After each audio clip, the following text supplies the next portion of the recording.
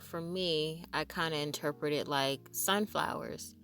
I'm not the source of light, but to a degree, the light that is radiated upon me, as I have been a seed that has grown within the light of enlightenment, I too can shine that light on my fellow peers. I too can give a little bit of my seeds and sow it unto the earth. You know what I mean? Like,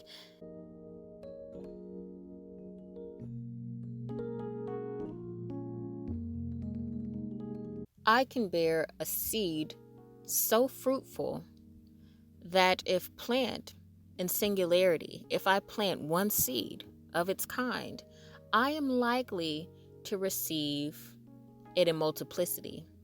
I am likely to receive a byproduct that is grand. If I plant an oak seed, I am likely to receive an oak tree. If I plant a seed of corn, I am likely to receive a cob of corn. If I plant a pea, I am likely to receive a pod of peas. So anything that is done in singularity, when I sow it, it is likely to be harvest in multiplicity.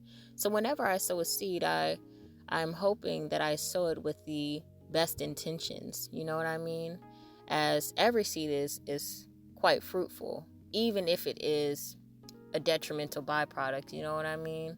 But moreover, this was something that was spoken unto me by my grandmother. We had devotion yesterday, and she made this of significance, and I never thought of it in that way.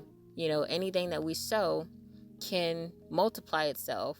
So if we give good, we are likely to receive that 10 over. If we do bad, we are likely to receive that 10 over. And I absolutely resonate with that. You can have a seed that is so fruitful, and it isn't always promised that there is to be a harvest. You know what I mean? We can have a seed that is so fruitful, but if not planted in the correct soil, if not planted in the correct season, it isn't likely to produce a harvest that is abundant.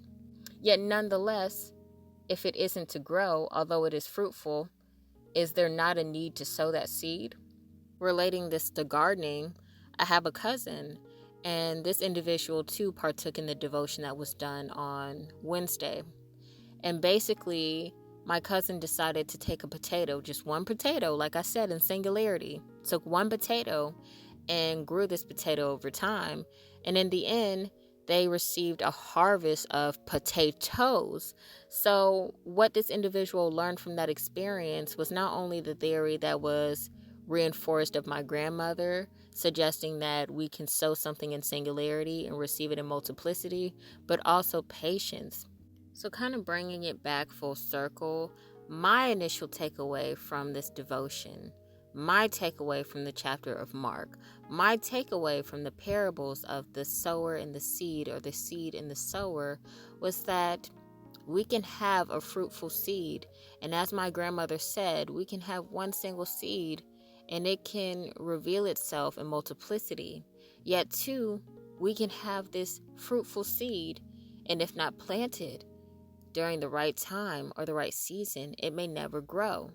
Yet, it is important to sow that seed as it is fruitful. And again, bringing it back to this theory of a gardener. A gardener can sow 100 seeds knowing that 50 of those 100 seeds that were sown are to grow in abundance. And the other 50, maybe 30 of those, may take time to grow to the propensity of the initial batch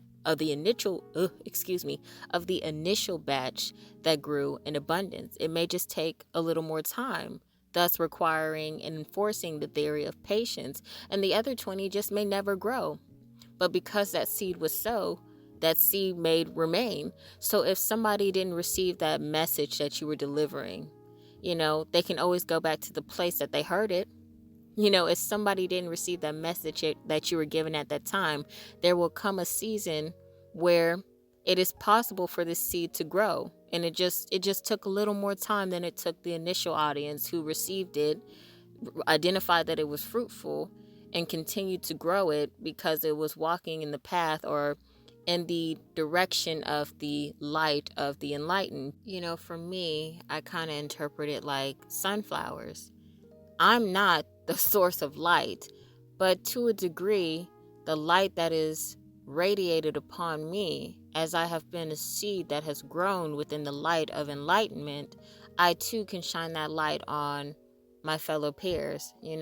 I too can give a little bit of my seeds and sow it unto the earth. You know what I mean? Like, it's there's so many lessons that are reinforced. There's so many lessons that are reinforced through nature, through like every avenue of life. There is some lesson and some example to be given and learned from. So hopefully you received my point and it made enough sense for clarity to be present. And if not, just let me know in the comment section below and I'll further clarify. But yeah, if there's a truth that is to be spoken, if there is a word that is meant to be, said, whatever the case may be, an act to be done, and it's beneficial to an abundant or prosperous, ending, do it.